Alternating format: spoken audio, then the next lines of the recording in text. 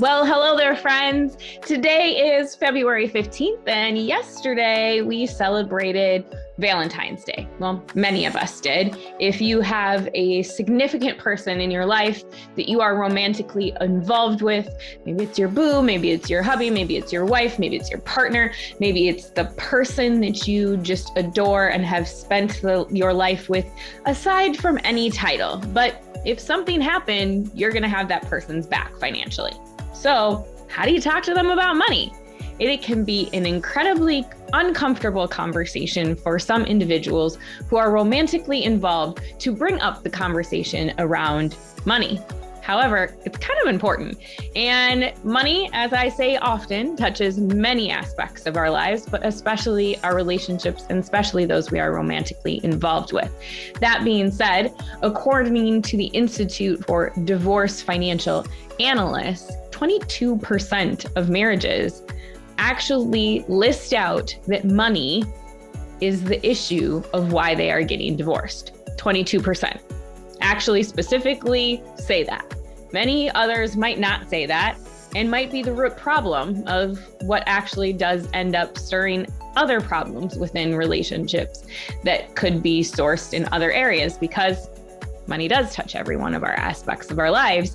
And if we don't talk about it, or we aren't on the same page, or even in the same chapter, or even in the same book, it can be hard to move forward together. So on today's podcast, maybe you sit down with your partner, play this in the car, on a road trip, play this on a date night, have a conversation around what we are going to be talking about today and how you start that conversation and why it's so important to do so.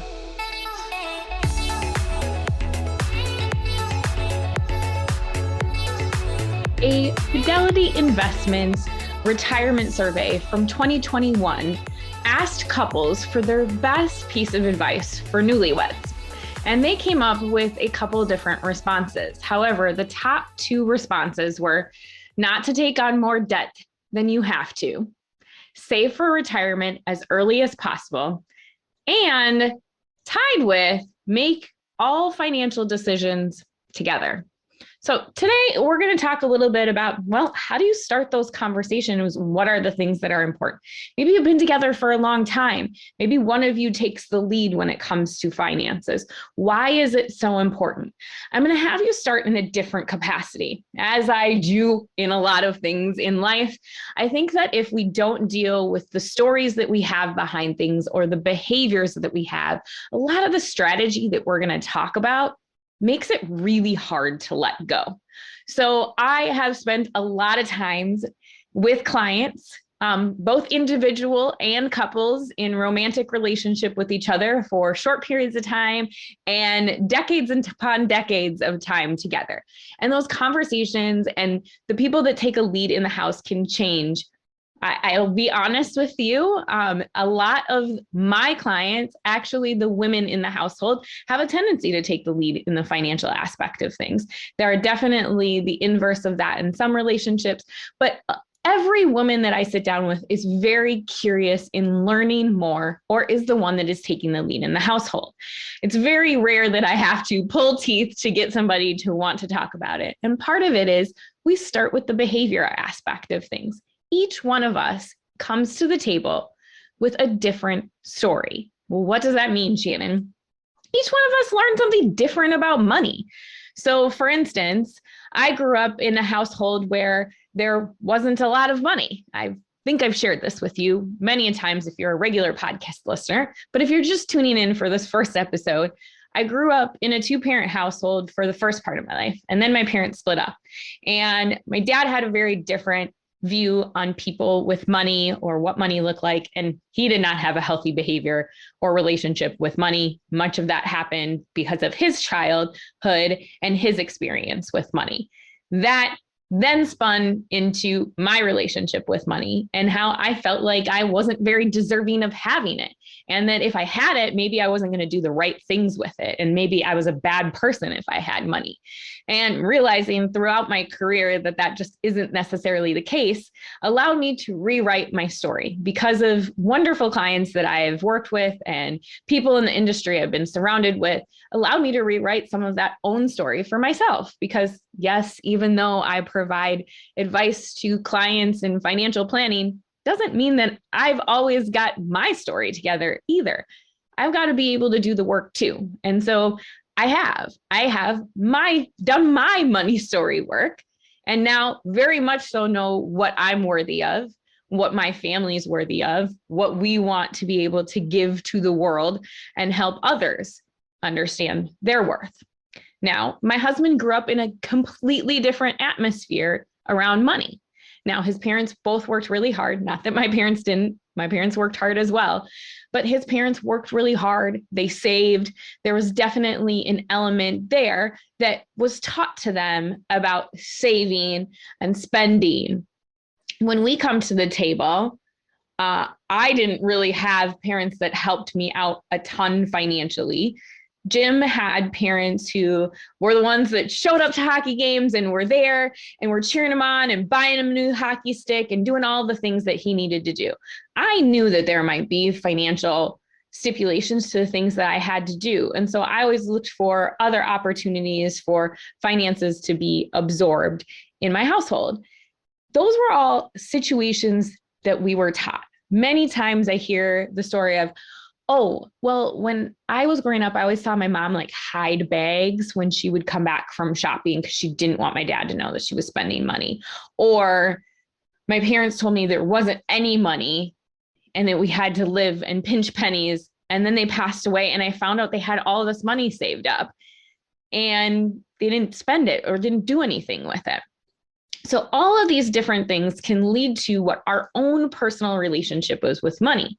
And unless we've actually, yes, kind of therapeutically dealt with it, where we've literally said, okay, here are the things that I learned outrightedly growing up about money. Here are the things that I kind of subconsciously learned in my household. And here are the things that I feel like society has told me. We aren't going to start to understand things. And each spouse or partner is going to come to the table with a different set of those views. So you too need to sit down and do that work. Split a piece of paper into 4 quadrants. Quietly by yourselves, go off and look at what was it that you were taught by your family, like outrightedly. What were the words that were said? What were the, things that you heard growing up? Then what were some of the subconscious things that maybe you were taught by your family or the culture that you grew up in? And then what was it that society has portrayed on you? So many times I talk about this, especially geared towards women. We haven't always been cheered along to understand that saving, investing, giving, growing wealth is something that women can do, but we definitely can and are definitely doing that and going to transform the wealth arena. Just you wait and see. That being said, on the other side, men have historically been told that they have to be the provider and they have to be the one that's out there earning the paycheck. Well, I mean, I think some of that language has probably changed a little bit, especially in the Foreman household. Jim actually super kills it at a stay-at-home dad now that our kids have been quarantined for a few weeks. He does have a full-time job, but I'm just saying he's really good at making lunches and making sure kids are doing their homework. So, that process there. We have gender standards. So not only what was it that you learned in your household from your culture, but also from society, both inherently outrightly said to you, but also subconsciously, what were those things? Do that activity separately. Leave that 4th box separate. Then you're going to come back together and start to form what is it that you want to experience together? What are the things that you liked about money? What are the things you worry about money? What are the things you dream you wish you could be able to do? What are the things that are realistic? What are those things that you know in every day-to-day life are the things that you want to be able to do? What you're doing then is coming together and rewriting your money story together. Now, in order to do this activity, I need you both to let go. You need to let go of anything that has come before you in your relationship with money, both each other and individually. Perhaps you're doing this and you've been married for 10 years and you've not established a good relationship with money or had some of these conversations, right? So going forward, this isn't an element of pointing fingers and saying, well, you do this or you do that. It's about rewriting things. Once you have established that basis of what it is that's important to you and how you want to execute on what we refer to as your wealth vision, now you've rewritten that story. You can start to execute on some of the strategy together. But if you don't have a good understanding of what each of you intrinsically wants, what deep down inside do the two of you want to form together? Well, you're just throwing darts at a dartboard and it isn't going to work. And I don't want you to be a part of those 22% of individuals who just maybe don't ever talk about money. And then it becomes an argument and then it leads to really expensive attorneys. So take the time, sit down, break your paper into 4 quadrants, or if you need a lot to process, grab 4 different pieces of paper. There might be a lot that you need to process in this conversation, but do this activity first before we go into some of the other resources and things that you should consider talking to your spouse about. Okay, now that you've done that activity, and maybe you even paused the podcast and did it live while we were doing this conversation or you were listening to this podcast. Now we need to talk about behaviors and really realize, again, look inside ourselves, not at the other person. This is an activity where you need to look into yourself and not point fingers. What is it that you are doing and how do you operate with money? So are you a spender? Are you a saver? Are you somebody that emotionally spends? What are some of the triggers for you when it comes to money? Start to think about the behaviors that have developed from your previous life and how you're going to rewrite them. What do you need from your partner in terms of accountability? Are you somebody that emotionally spends? Are you somebody that spends when you're up late at night and maybe you're getting served some ads on social media? Or are you, doing things where you're maybe aggressively saving and feeling like you can't ever have any fun in life too? There are 2 extremes to things and we can find a middle ground. So after you've kind of dealt with some of those behaviors, you're able to come back to that conversation again and tell each other what you need from each other. Again, separating out who's pointing fingers at who. Once you've dealt with your money stories and your behaviors, we can start to get to some of the more strategic things that are important as well. A lot of times in different households, we are going to have debt. This is like the big purple, pink elephant, whatever color you want to assign to said elephant that we don't necessarily always talk about. Maybe it's student loan debt, maybe it's a mortgage, maybe it's debt, credit card debt, maybe it's a car loan, maybe it's business debt. There might be debts out there and we've got to pull back the awning or the curtain and be honest with each other. Maybe you manage your finances separately. Totally fine. You can manage your day-to-day finances separately and still have an open communication about where you're at. If you're married, you should still understand where each other is at from a financial standpoint so that you're not getting yourself in any troubles. Because if something happens to the other, likely the other person is going to be responsible for it. So you need to make sure that you have a good understanding of what's happening. So debt, what is happening with it? What are you doing to repay that? How are you going to create a plan around it so that you're not achieving more of it? For instance, if it is credit card debt, then that's revolving and chances are that it's starting to, if you're spending more on the same credit card, you're not making much leeway, interest rates are high on those types of things. So if you're making a small payment, it might not be making any leeway. And sometimes you can sit down with a credit counselor, you can sit down with a banker, financial advisor, someone who can provide you guidance on the best way to repay that and what is the smart way to do it. Like, are you going to pay the highest balance first? Are you going to pay the highest interest rate first? What makes sense for you and your behaviors again with money? How do you feel like you're achieving something? And if you need some of that accountability from your loved one, how do you want to receive it? What is the best way for you to receive those things? Another piece of the strategy types of things is that income might be misplaced in a household. So one person might make more than the other. Responsibilities might lie differently in a household. Perhaps one of you stays home and takes care of the children, which, by the way, I think that that's an unpaid position and should get paid. And then one of you is working outside of the home. Or maybe, one of you is an executive type level and the other one is a director, but you still have imbalances there. It's important to understand what are some of those emotions that go with things. So I was going to put Jim Foreman on the spot when it comes to this podcast today, but he had a hard day with the kids and he was like, I don't want my brain to work right now.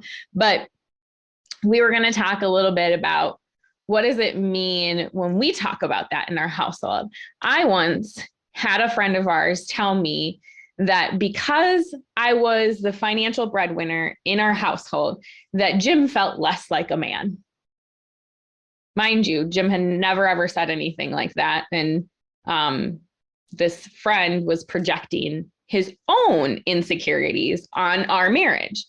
In fact, Jim would really love to be a stay-at-home dad. If you ask Jim, he will tell you he's counting down the days of when he can be. Now, he loves his job as real estate and gives him a level of flexibility, but he also would love to see my business grow. He's my biggest cheerleader.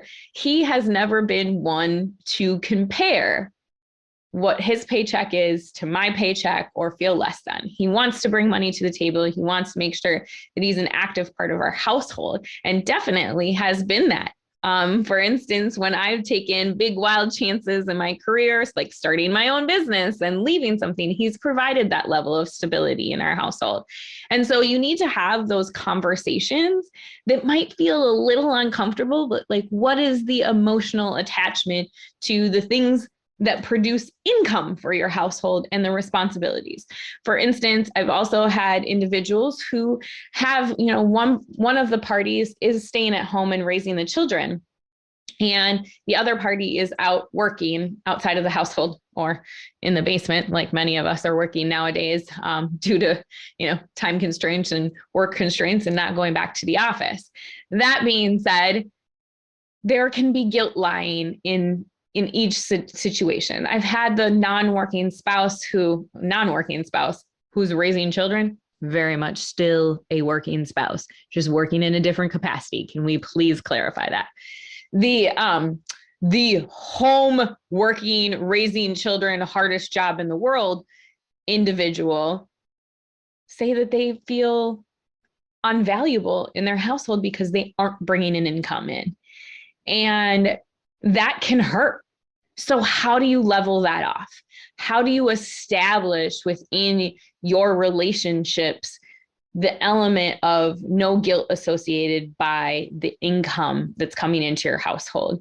And maybe you still keep finances separate, but one person is taking care of the household.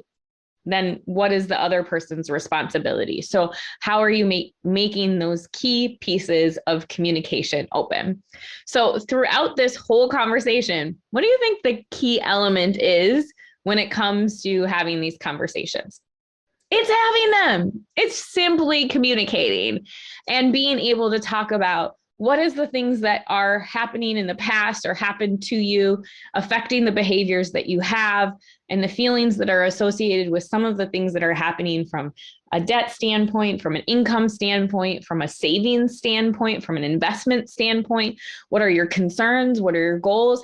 How do you have those conversations? And what I find very frequently is when you bring a partner into the room, like a third party, and you express to that individual what you want to be able to talk to your spouse or partner about, sometimes it's easier to have the other person deliver some of those messages. How can you start to take on these conversations with a partner that, and then when you've had that first conversation with someone else in the room, it becomes a little bit easier as you get home and you can talk about things in a more, relaxed atmosphere. Although I would hope that anybody that comes to my office feels a relaxed atmosphere when we're talking about these things, but still to that point of being able to kind of just rip that Band-Aid off with somebody else and start the conversation. So the last piece that I'll talk about is, again, just clearly communicating what everyone's roles are. So a lot of times we have, day-to-day finances that need to happen and long-term finances. And in fact, a lot of times I get asked, what is it that we should be prioritizing? Well, both and. You're going to hear me say that a lot. Both and. You need to prioritize both. So for instance, in our household, we can't both do everything. We kind of need to be able to, one of us each have one hat of responsibility and then communicate going forward. So Jim handles the day-to-day expenses, paying the bills, making sure things are paid on time, making sure, we've got the cash flow in the bank account and letting me know like where we are at, right? I also check things on a pretty regular basis, but I trust him to make the payments and elect things. And if I have questions, I'll ask, but we've established that relationship. We've tried many different things throughout our, over a decade of being together. And this seems to be the piece that works the most. That being said, it's always a work in progress and life changes, and you need to make sure that you have that constant communication to touch base with and see who needs to be doing what. That being said, the long-term piece, investing, saving, goal planning for the future, guess who that relies on? Well, just so happens it's kind of my profession, so I do it.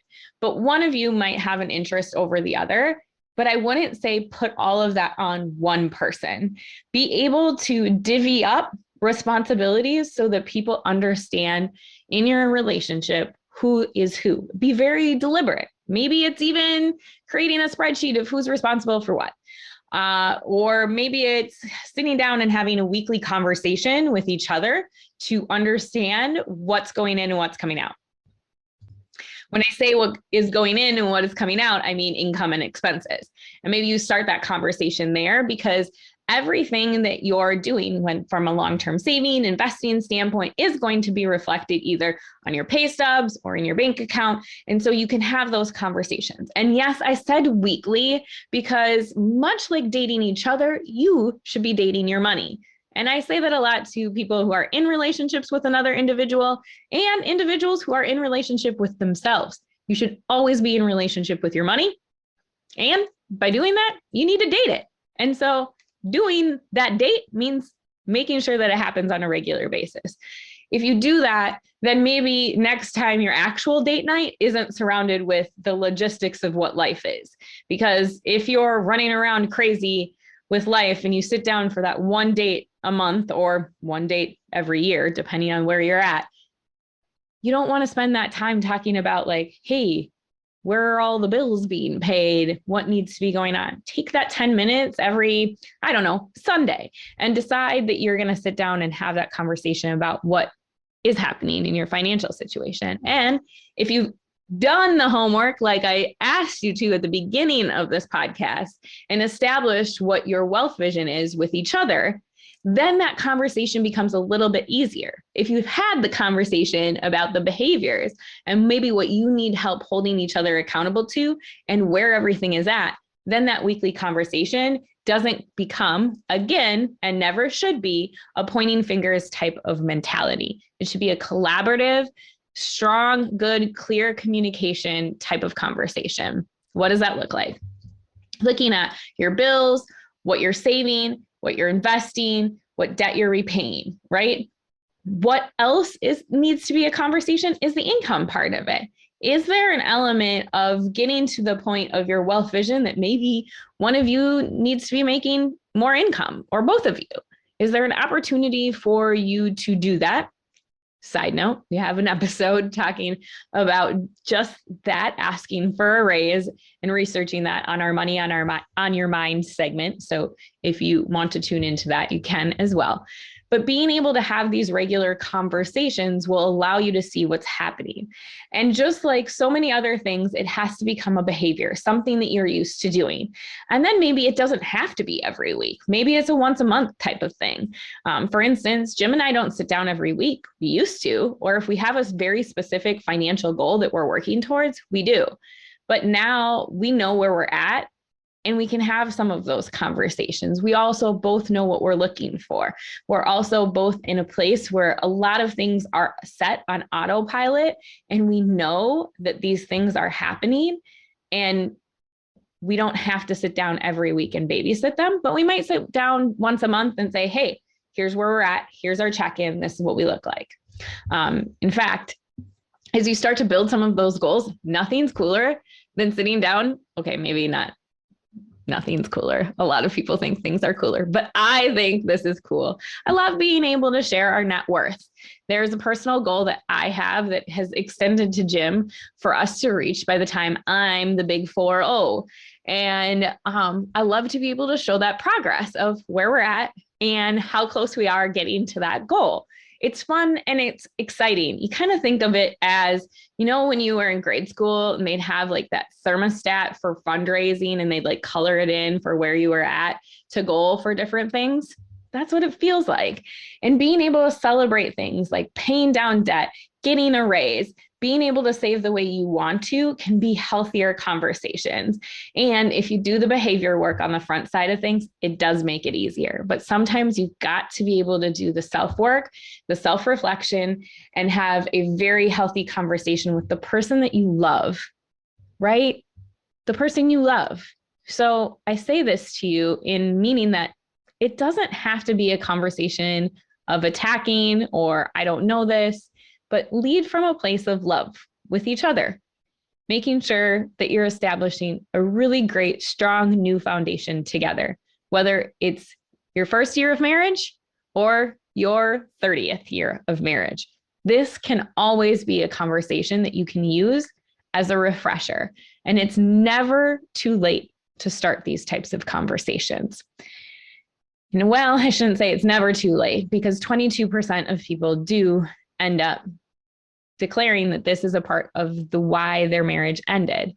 So maybe it is too late if you haven't had these conversations, but I hope that it's not for maybe the next relationship that you have. Now you know what you should be doing with that next person on your first date. No, I'm kidding. Don't do this on your first date.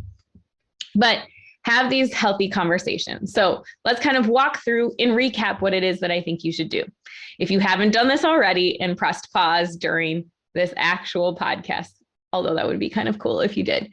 So first things first, you both need to sit down and write out your money story. Remember the 4 quadrants. If not, you can fast forward back and replay it and listen to it. Then you need to think about what is it that has created behaviors for myself. How do I act with money? What are the things that are healthy? What are the things that I would love to be able to improve on? And how does accountability look like for me? Not what somebody else wants to give me in terms of accountability, but how does it look like for me?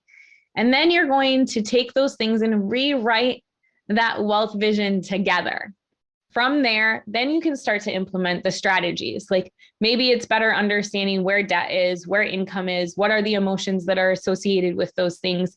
How are you maybe going to ask for a raise? When is it that you guys are going to sit down and have what many in our industry refer to as a money date, so that you can create that healthy conversation around money? If there is, as I talked earlier, an opportunity to bring in someone else for you, maybe it's your financial advisor, maybe you're in search for a financial advisor, we love to be able to assist you at Forethought Planning. If you need that third party to sit down and help have some of these behavioral conversations because maybe you're just afraid of how it's going to sit, well, then employing a financial advisor might be specifically somebody who is very passionate about behavioral finance is something that should be on your checklist. And having that conversation of sitting down with your partner and doing that can simply be like, hey, I think it's time that we have a healthier relationship with money. What would you think about having somebody help us have that conversation so that neither one of us feels like the other one is attacking or is negative or doesn't feel good about the conversation, but in fact, we come together and feel really great at the end of it. That could just simply be the start of the conversation. And if you're ready to do that, simply go to forethoughtplanning.com/wealth assessment. And we will absolutely love to sit down with you and have a conversation about the two of you having a better relationship with your money, because you are both worthy of wealth.